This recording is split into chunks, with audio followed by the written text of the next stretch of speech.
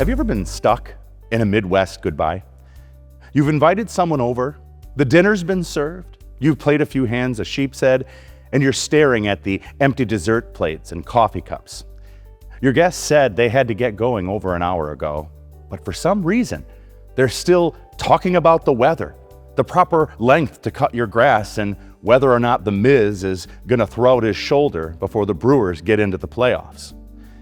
Although they said their goodbyes for the fourth time now, you know that they'll probably stop at the door and ask you about your dentist because they're thinking about switching. It's hard to say goodbye, especially to people who you've come to love. That's how I feel about the people here at Christ Alone. Over the past year, I've really built some bonds with people here. I know from the beginning that I'd only be here for a year, but I've intentionally spent my time with you as though I'd be here for a long time. It was too important not to, because it wasn't me that I wanted you to get to know, it was Christ. I poured myself into you because I wanted you to know Jesus and his love for you. There are a number of changes and goodbyes that will be happening this summer.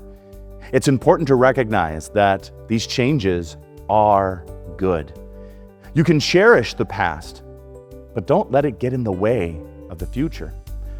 Now, I know that I'm your favorite vicar, and maybe you're thinking, I'm irreplaceable, but I'm not. Many of you maybe felt the same way when Pastor Shoreline retired.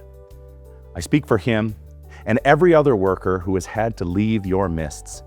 The only irreplaceable person in your life is Jesus. Paul himself spoke about it this way in 1 Corinthians 3. What, after all, is Apollos? And what is Paul? Only servants through whom you came to believe, as the Lord assigned to each his task. I planted the seed, Apollos watered it, but God has been making it grow. So neither the one who plants nor the one who waters is anything, but only God who makes things grow. For we are his co-workers in God's service. You are God's field, God's building. By the grace God is giving me, I laid the foundation as a wise builder, and someone else is building on it. But each one should build with care. For no one can lay any foundation other than the one already laid, which is Christ Jesus. It's my prayer that in every sermon I preached, every Bible class I led, every conversation and visit I made with you, even in these brief thoughts of the week, you were able to see Jesus and the work he has done for you. It's literally the only thing that matters. Saying goodbye is hard, but when Christ is the center of our faith and hope, it's not truly goodbye.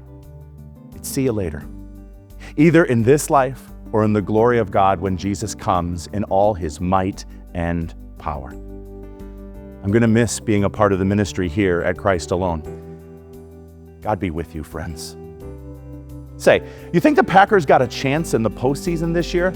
I mean, it's a really strong division. I've got friends who are Bears fans, and don't hold it against them. I know that Bears fans, they tend to be kind of eccentric, but my cousin is actually a Bears fan. Do you know she's from Reno, Nevada? It's crazy over there. I went to visit her one time, and you know what? They still use chains on the roads in the mountains. It eats up the entire road. You won't believe what's happening. You know what? Speaking of eating up things, I had my kids outside. I can't grow grass to save my life. It's like I'm matting it down every single place they go. You cannot put seed down because the birds come and eat it. I'll tell you what, my neighbor, he's insane. I'll tell you what, listen here, he has got so many squirrels in his backyard. He feeds them peanuts constantly.